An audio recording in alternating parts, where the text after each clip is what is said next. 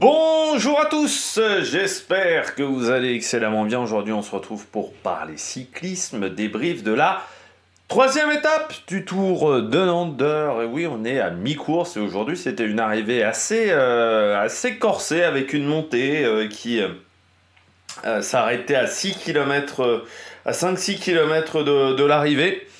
Et ensuite derrière, eh bien, c'était une descente assez rapide pour nous emmener jusqu'à la ligne d'arrivée qui était en fait au pied de cette descente. Donc c'était vraiment compliqué une fois qu'un coureur partait de pouvoir réussir à le revenir, surtout si les coureurs ne s'entendaient pas. On y reviendra un petit peu plus tard. N'hésitez pas à vous abonner à la chaîne, à réagir dans les commentaires, à mettre un pouce bleu, à partager la vidéo sur les réseaux sociaux, notamment auprès de vos proches si vous pensez que ça peut les intéresser. Dans les commentaires, n'hésitez pas à me dire qui vous a plu, qui vous a déçu. Quand vous vous abonnez à la chaîne, vous pouvez rajouter la petite cloche, comme ça vous êtes au courant des dernières vidéos qui sortent, notamment des vidéos cyclistes. Si vous avez les moyens et que vous voulez soutenir mon travail, vous pouvez faire un super thanks. Je remercie les gens qui le font, je remercie également les gens qui font l'effort de cliquer rapidement sur les notifications, sur les miniatures, juste après la mise en ligne des vidéos, parce que ça permet également de soutenir la chaîne et de mettre en avant plus les vidéos sur la plateforme YouTube. Bon, Down Under aujourd'hui, étape très animée dans le final. Les 50 derniers kilomètres ont quand même été intéressants. Parce que on a eu un final, notamment la montée, la dernière montée avec beaucoup d'à-coups. On sent qu'il n'y avait pas forcément une équipe qui maîtrisait entièrement son sujet. On était vraiment, tout le monde se regardait beaucoup sur cette étape. Donc c'était assez intéressant à suivre. Et puis on sentait vraiment dans les derniers kilomètres que c'était hyper tactique et que ça pouvait partir comme ça aurait pu arriver au sprint. Et là, ce petit jeu-là, c'est vrai que Javier Romo est parti en facteur et personne l'a vraiment suivi. Et puis après, ça s'est très vite regardé, notamment parce qu'il y avait les coureurs de la Lidl Trek qui roulaient pas et qui faisaient qu'il n'y avait pas une très grande entente dans le groupe de poursuite. Et de toute manière, avec ce final-là en descente, c'était pas évident de revenir sur un coureur qui était parti à l'avant de la course. Donc c'est ce qui a provoqué aussi le fait que Romo a pu prendre comme ça 10 secondes et les garder jusque dans le final. Et puis surtout, il a très bien roulé dans le final aussi, Javier Romo, et il a tout donné pour aller chercher cette victoire d'étape. On regarde tout de suite le résumé de cette journée. Et ça commençait avec beaucoup d'attaques ce matin. Enfin, voilà, beaucoup d'attaques. On a notamment Geoffrey Bouchard, Connor Swift, Simon Clark, Harper également, ou Marc Solé, qui décidait de sortir. Une dizaine de kilomètres après, kilomètre 141 km de l'arrivée, pardon. Connor Swift qui rejoint Zach Browning, le leader du classement de la montagne, Browning, et ce petit groupe-là qui va avoir une minute d'avance à 138 km de l'arrivée. Une dizaine de kilomètres après, Swift décide d'attendre le peloton. Le bon de sortie n'a pas été autorisé du côté de la Ineos, c'est ce qui fait que bon, vous avez Browning qui continue d'avancer. Et puis à 121 km de l'arrivée, Geoffrey Bouchard décide d'attaquer dans le peloton. Il mettra une petite dizaine de kilomètres à rejoindre le coureur de tête. À ce moment-là, Red Bull et UAE roulent dans le peloton.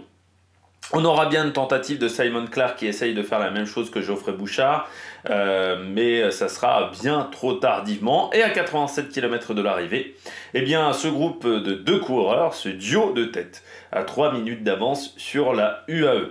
Bien entendu, Geoffrey Bouchard laisse les points de la montagne à son collègue.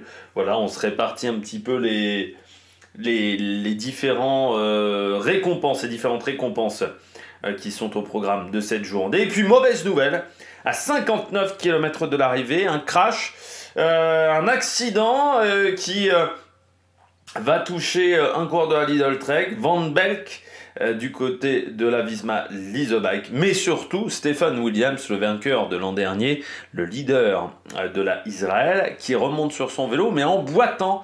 Je ne sais pas si vous avez vu cette image-là, mais quand il marche, eh bien, vous voyez qu'il boite, donc il a dû recevoir un coup au niveau du genou, et il remonte sur son vélo. À ce moment-là, ça roule, mais on n'est pas non plus sur le tempo le plus rapide de l'année. Alors même si Geoffrey Bouchard et Browning s'entendent très bien, SRR arrive à bien lier leurs efforts ensemble. C'est pas non plus le gros tempo de l'horreur.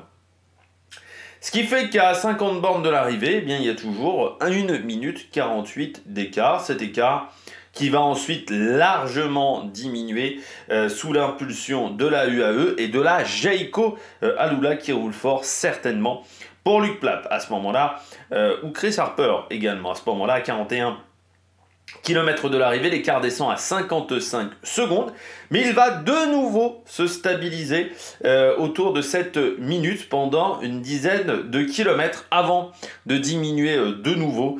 Et on reprendra le dernier coureur de l'échappée, Geoffrey Bouchard, à 25 km de l'arrivée, alors qu'à ce moment-là, nous avons perdu les sprinteurs comme Sam Welsford ou encore Phil Bauhaus, l'allemand, Bauhaus même, si on prononce correctement, avec le H à l'allemande.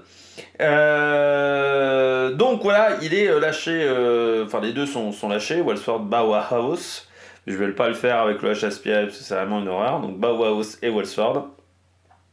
Et donc Bouchard est repris et ça commence à s'exciter sérieusement. On a la EAF en tête de peloton, Israël, UAE, la Decathlon aussi dans des trains qui sont très proches les uns des autres, la Movistar également qui fait son propre train. Première attaque à 13 km de l'arrivée, nous avons Nick Schultz, le coureur d'Israël, mais tout de suite pris en chasse par Ineos et désormais on va rouler très très fort du côté de la Ineos avec notamment Magnus Sheffield qui emmène à un moment. Et puis à 7 km 400, eh bien, Kwiatkowski attaque avec Rémi Rochas, mais ils sont repris. Euladio, le jeune coureur de la Bahreïn dont je vous avais parlé lors de la présentation de cette équipe, est également à l'attaque, mais est repris quelques kilomètres après, et il faut attendre 5,8 km pour voir l'attaque de Rémi Rochas, quasiment au sommet de cette dernière difficulté, qu'il va passer en tête, mais il est repris, et de nouveau ça se regarde, de nouveau du on-off, et à ce jeu-là, eh bien à 5 km de l'arrivée, Javier Romo décide d'attaquer en facteur, assis sur la selle, et le problème c'est que derrière, on se regarde un petit peu, il prend très vite 10 secondes, et ça lui permet d'aller jusqu'à l'arrivée. Pourquoi? Parce qu'encore une fois, il y a certes 5 Lidl Trek derrière, mais aucun ne roule pour l'autre, ce qui n'est pas très intelligent de la part de cette formation, et ce qui permet aux coureurs espagnols de s'imposer aujourd'hui pour cette troisième étape du Tour de Lander. On regarde tout de suite les coureurs au top. Attaque de Marlou! Premier coureur au top de cette journée, eh bien, Javier Romo, le coureur espagnol vainqueur du jour. Javier Romo, coureur espagnol qui était passé par Astana sans faire de grands résultats chez Astana. Voilà, ces 3 années chez Astana, ça n'avait pas été exceptionnel en termes de résultats, à part une 11e place sur le Tour de Turquie.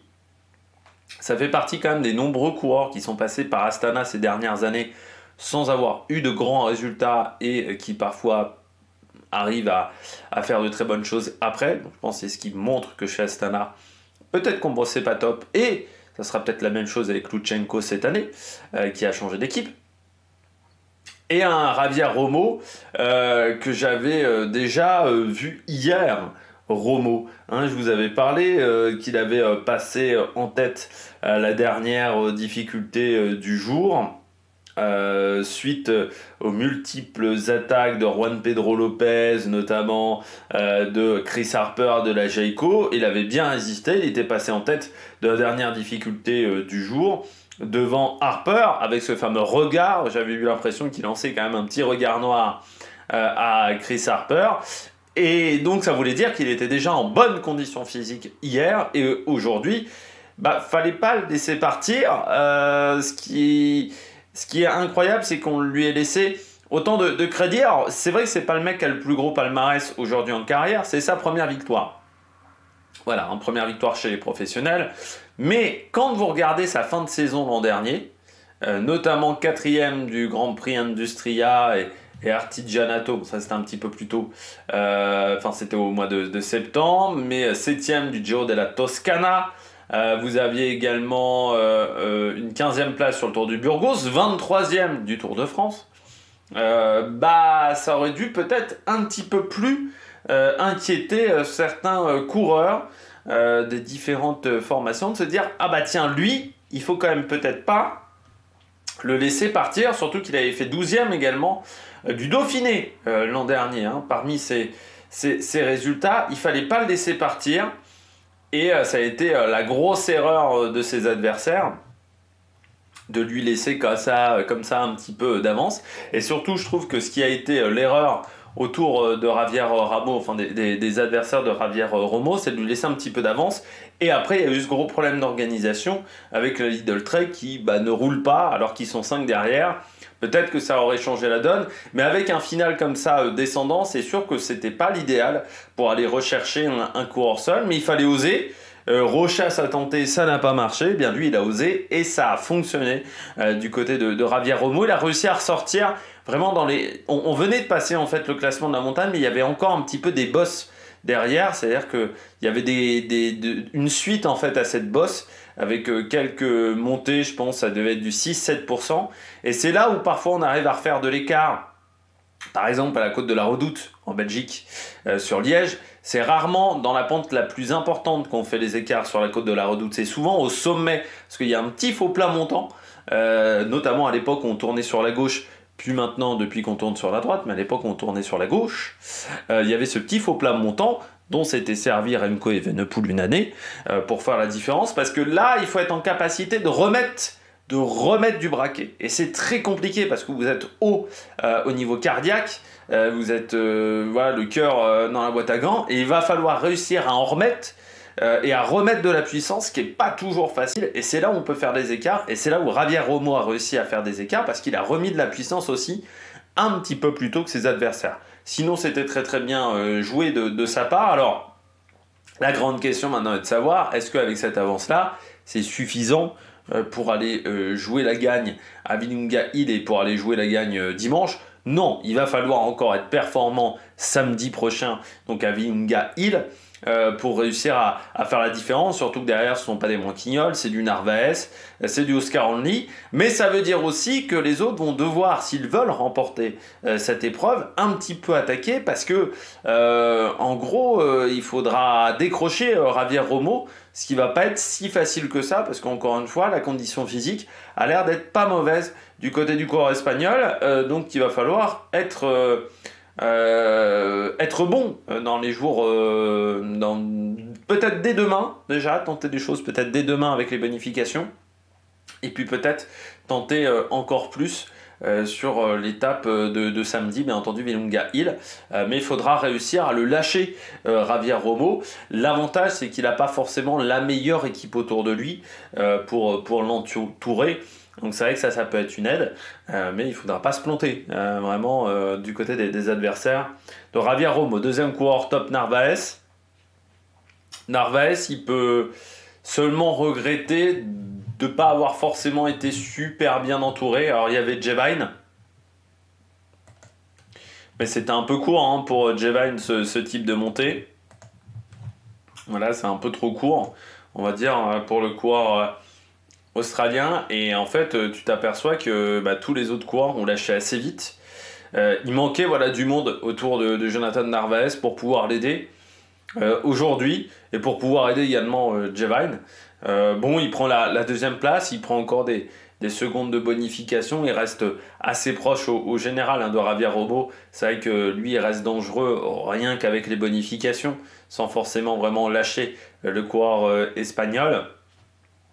Mais c'est vrai qu'aujourd'hui je pense que Narvaez aurait aimé avoir des meilleurs coureurs autour de lui, parce que là c'était un petit peu trop léger. C'est vrai que Marc Solé, on sent que c'est pas son objectif de la saison, ce Tour de Thunder. Pablo Torres peut-être encore un petit peu tendre à ce niveau-là, et puis Rui Oliveira, ça reste quand même un sprinter. Rune Ergots, c'est pas forcément là aussi où il est le meilleur sur ce type d'étape, et Julius Janssen, ça reste un jeune coureur danois aussi, donc c'était un peu léger autour de lui. Voilà, ça manquait un petit peu de monde et un petit peu de mecs autour de lui. Surtout que oui, Julius Johansson, c'est un coureur qui était l'année dernière en Continental. Certes, il avait fait des saisons chez Intermarché, mais l'an dernier, il était en Continental. Donc Maintenant, on va voir ce que ça va donner pour UAE, mais c'est vrai que c'est peut-être un petit peu trop léger. Voilà, autour de notre ami Narvaez, et que là, il en manquait un petit peu pour aider l'équatorien, pardon. Je sais pas si j'ai pas dit colombien encore, un peu comme Carapaz. C'est équatorien, champion d'Équateur même. Ça se voit pas beaucoup sur le maillot, hein, on va pas se mentir que c'est pas le maillot le plus réussi de champion national du côté de la UAE. Mais ouais, là il en manquait un petit peu pour revenir, et puis il manquait surtout de la main-d'œuvre. Et puis encore une fois, le problème c'est que aussi Lidl n'a pas véritablement fait le job pour les aider, donc c'était un petit peu dommageable pour Narvaez. Et puis je termine avec un coureur de la Groupama, Rémi Rochas aujourd'hui. Pas qu'il fait une belle journée, Rémi Rochas, après l'année dernière. C'est souvent un mec qui fait des bons débuts de saison, déjà, Rémi Rochas. C'est un mec aussi qui aime bien courir en dehors de l'Europe, qui a souvent été bon en dehors de l'Europe. Alors l'année dernière, il n'avait pas fait une très grande saison.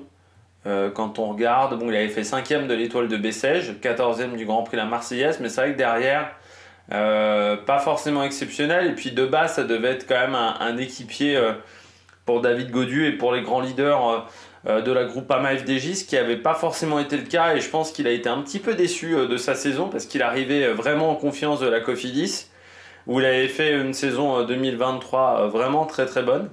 Il avait vraiment fait des très bonnes choses en 2023, notamment sur des courses, encore une fois, en dehors de l'Europe, ou pas forcément sur les meilleures courses du calendrier, mais au Great Tour de Gancy, il avait été là. Et en 2024, il n'a pas réussi à faire la même chose. Il a eu un peu plus de mal à être performant. Donc c'est vrai, je pense que là, cette année, il a un peu le couteau entre les dents, Rémi Rochas. Il a envie de faire des très bonnes choses. Et puis, il a envie de se montrer, pourquoi pas, pour être au départ d'un grand tour. Et puis, aussi, il est capable d'avoir des résultats sur des courses d'une semaine. Il est capable de faire des top 15 sur des grandes courses par étape d'une semaine, Rémi Rochas. Donc on sait qu'il a ces capacités-là. Le problème, c'est que ça a été une saison 2024 pas exceptionnelle, donc je pense qu'il voulait se montrer. Dommage pour lui, c'est que ça se regarde pas suffisamment pour qu'il sorte. Parce qu'il attaque bien, il fait une belle attaque avec Kwiatkowski, sauf que derrière, tout le monde s'active un petit peu derrière. On lui a pas laissé le temps de sortir. Je pense qu'il a tenté peut-être un peu trop tôt.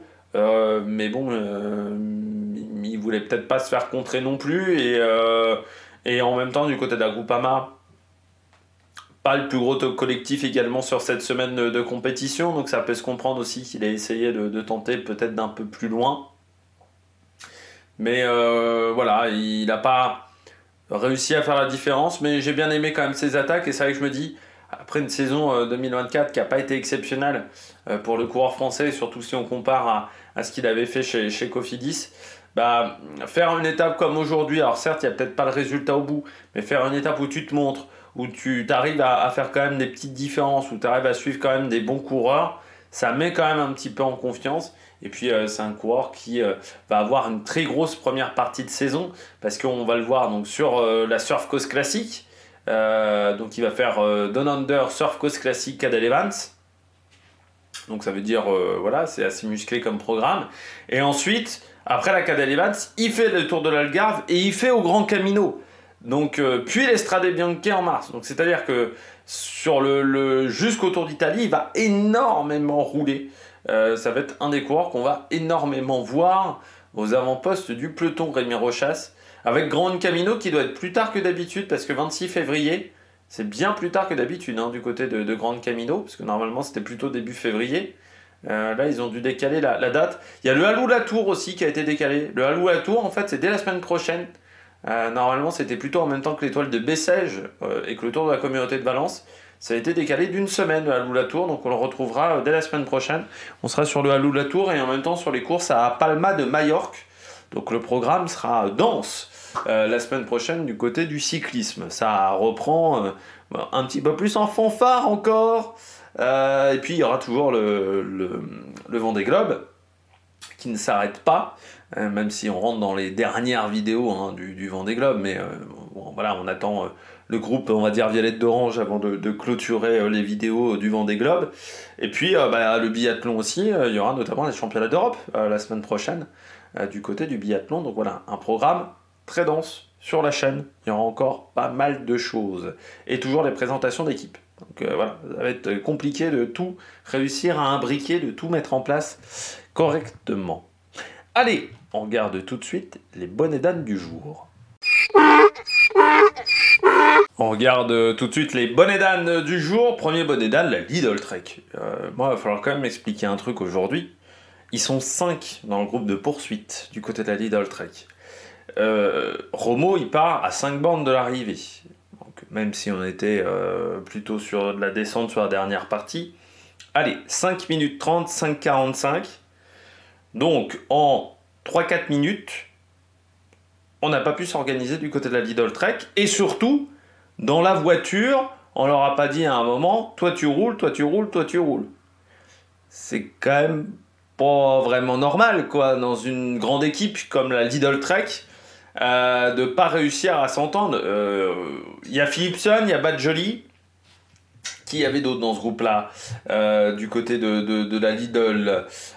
Vous avez Patrick Conrad, vous avez Juan Pedro Lopez, Bokeh Mollema. Bah moi je suis désolé, mais Juan Pedro Lopez, Bokeh Mollema, ils roulent, ça c'est sûr, parce que ce ne sont pas les plus rapides sur un sprint. Donc déjà ces deux-là, normalement ils auraient dû rouler. Donc c'est pas normal qu'on les voit pas à l'avant de la course. Ensuite, à quoi ça sert de faire 4, 6, 7, à part pour les points UCI? Sauf que, on va pas se mentir, Lidl Trek, ils sont peinards au niveau du point UCI, ils sont plus en danger du tout pour l'année prochaine. Hein. Donc je comprends pas cette stratégie de la part de la Lidl Trek de pas avoir tout misé sur la gagne et de pas avoir beaucoup plus travaillé collectivement. Parce que même quand tu regardes, ils font 4, 6, 7. Quand tu vois le sprint que fait Philipson aujourd'hui, je sais pas, ça aurait peut-être été intelligent de lui mettre un mec devant lui. Ou si on misait pas sur Philipson, ça aurait peut-être été intelligent de faire un train pour Patrick Conrad, pour Badjoli dans le final.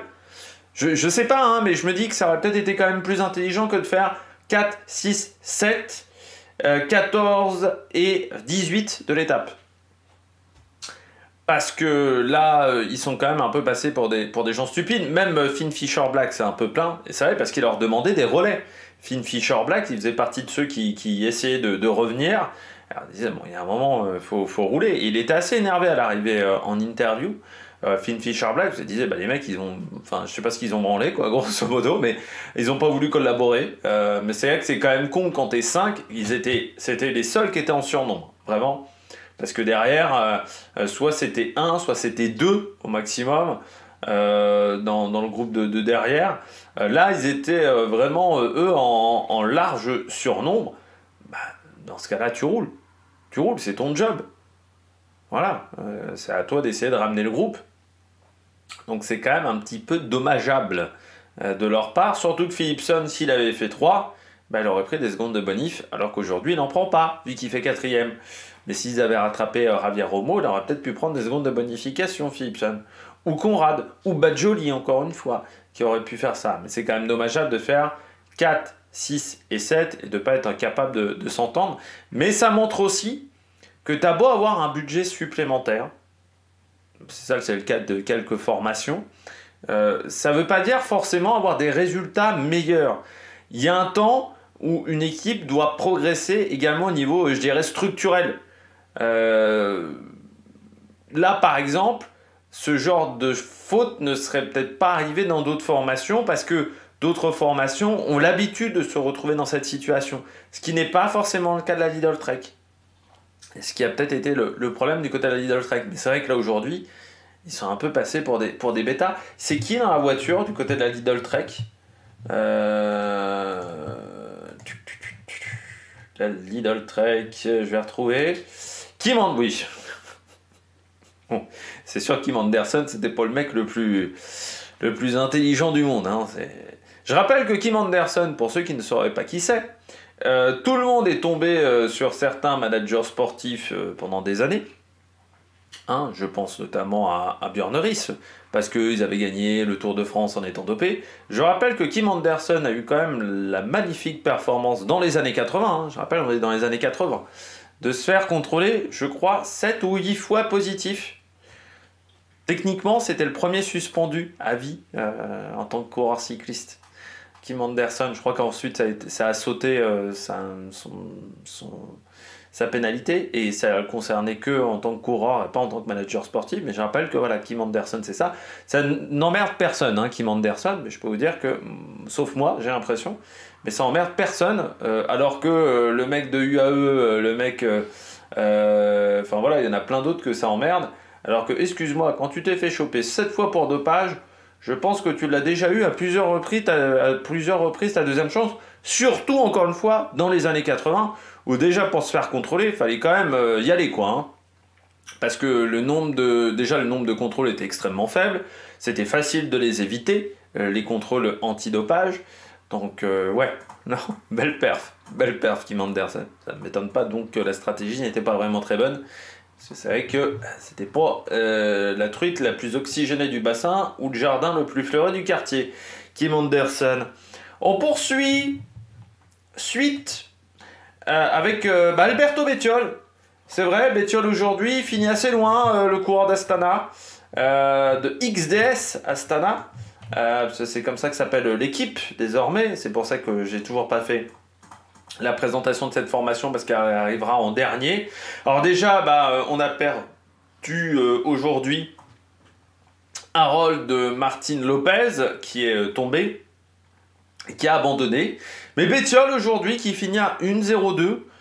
Quand je vois que Corbin Strong finit à 25 secondes, par exemple aujourd'hui, en étant en train d'aider Stephen Williams, je me dis qu'il ne doit pas être en super condition. C'est même pas à 1,02, pardon, à 4,23 il finit Bettiol. 4 minutes 23 aujourd'hui. Or, Bettiol, ça a quand même plutôt été un mec qui était bon en début de saison, notamment à l'étoile de Bessèges, où il avait tendance à être très performant certaines années sur l'étoile de Bessèges, ou parfois on ne le voyait qu'à l'étoile de Bessèges sur l'année et pas sur les autres courses, du côté d'Alberto Bettiol, et je pense qu'aujourd'hui, ça me semblait pas impossible pour lui de passer cette bosse. Donc ouais, c'est surpris, puisque je l'avais mis parmi mes coureurs à suivre sur cette semaine, mais encore une fois, Bettiol, il a quitté EF en août, l'an dernier. C'est en août qu'ils ont fait le transfert, le 15 août, précisément, même. Bon, à part le René Witour, où il prend la 10e place, c'est pas non plus exceptionnel, il prend la 10e place du René Witour, c'est vrai qu'on peut pas dire que ce transfert, ça soit exceptionnel, pour le moment. Alors il n'a pas fait 150 courses, mais sur les semi-classiques italiennes, il finit ni la Coppa Bernocchi, ni le Grand Prix de Montréal au Canada, 68e de Grande Piemonte, bon, c'est quand même pas exceptionnel pour le champion d'Italie. On va voir maintenant ce que ça va donner, mais c'est vrai que pas vraiment convaincu, on va pas se mentir, par la journée d'Alberto Bettiol, qui, n'a pas été vraiment exceptionnel aujourd'hui, le coureur italien, alors que je pense que c'est le type d'étape auquel il peut être dangereux, parce que alors il avait remporté le prologue sur le Down Under, par exemple, il y a 2 ans, quand il y avait eu un prologue au départ. Donc ça a toujours été un mec de début de saison. Sur l'étoile de Bessèges, il a fait 2 fois deuxième du général. Il avait remporté notamment une étape en 2020 sur l'étoile de Bessèges. Ça a toujours été un mec qui était performant en début de saison, surtout ces dernières années.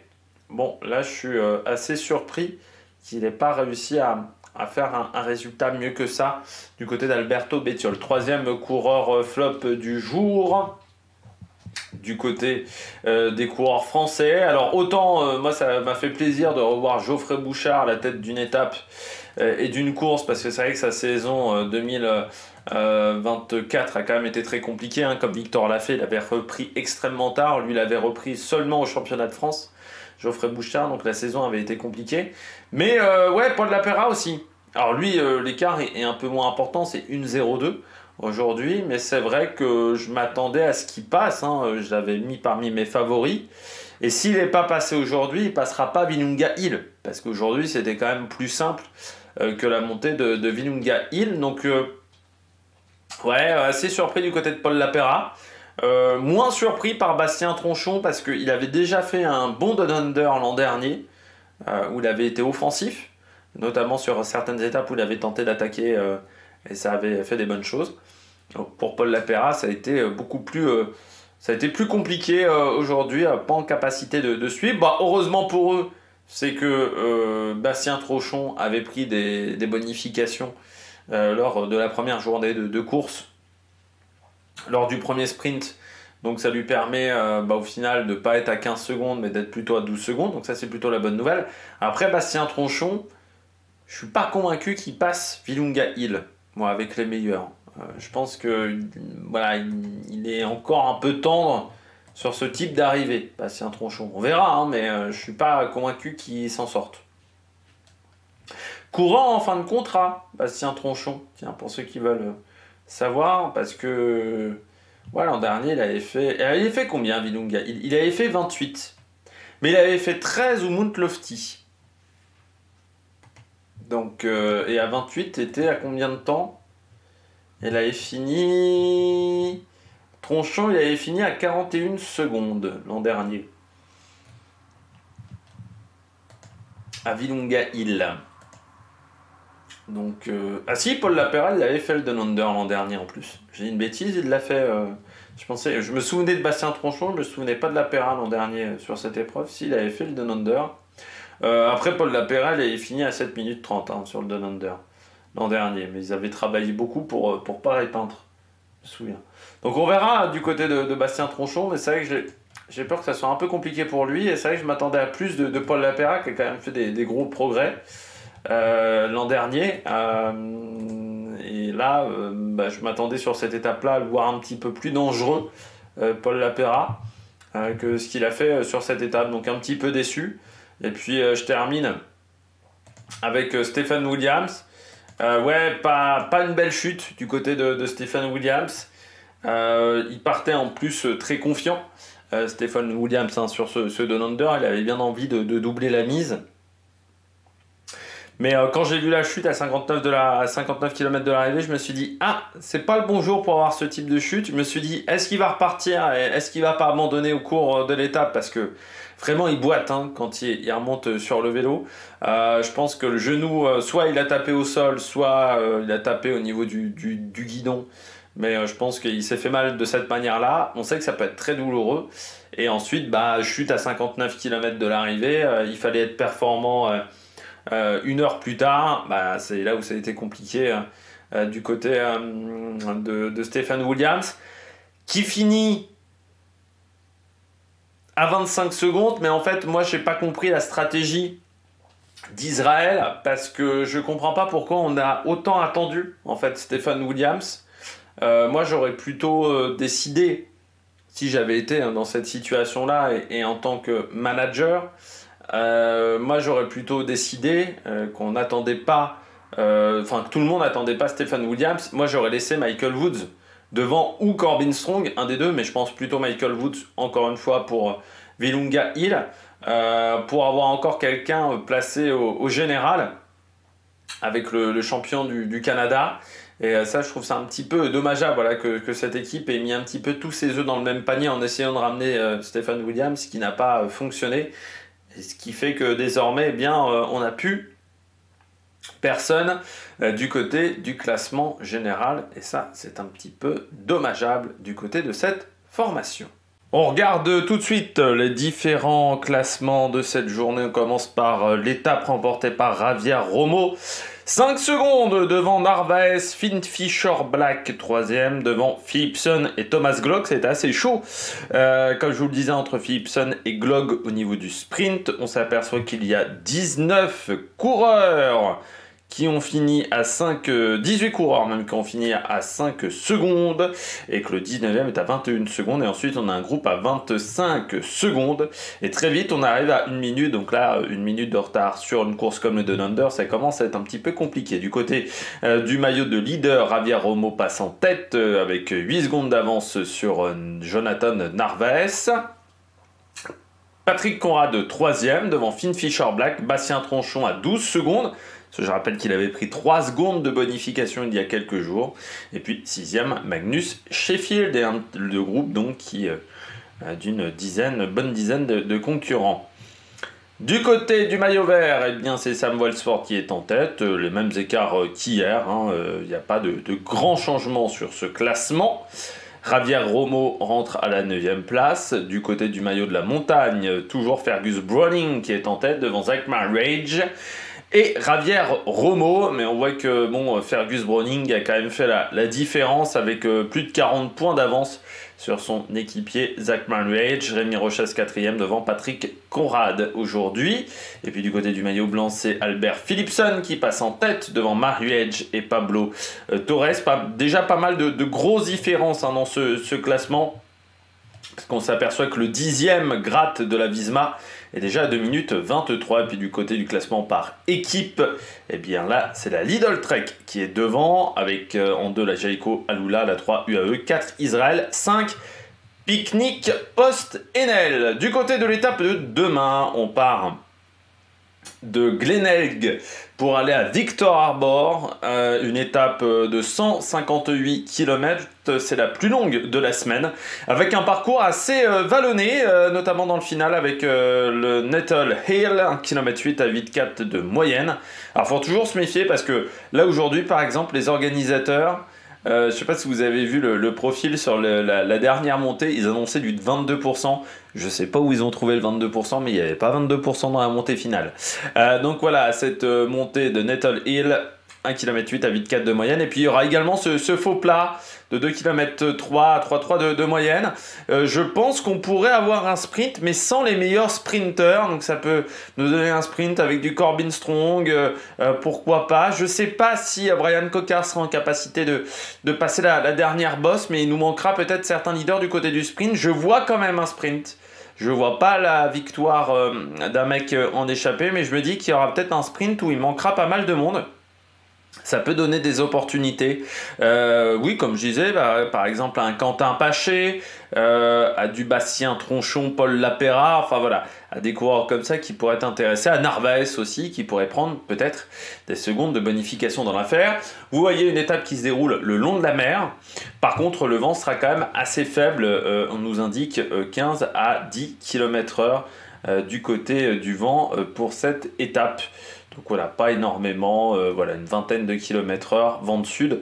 Donc c'est pas énorme, et un grand soleil, 21 degrés, par contre un temps un petit peu plus frais, mais avec toujours un indice UV extrême. Donc attention au coup de soleil, parce que le soleil tape énormément sur les coureurs, ce qui fait que le ressenti est bien plus important. On nous met un ressenti aux alentours de 30 degrés. Bon, eh bien, j'espère que vous avez aimé cette vidéo. Si vous avez aimé cette vidéo, n'hésitez pas à vous abonner à la chaîne, à réagir dans les commentaires, à mettre un pouce bleu. Et puis nous, on se retrouve pour de nouvelles aventures sur Amérique Production. Ciao, ciao!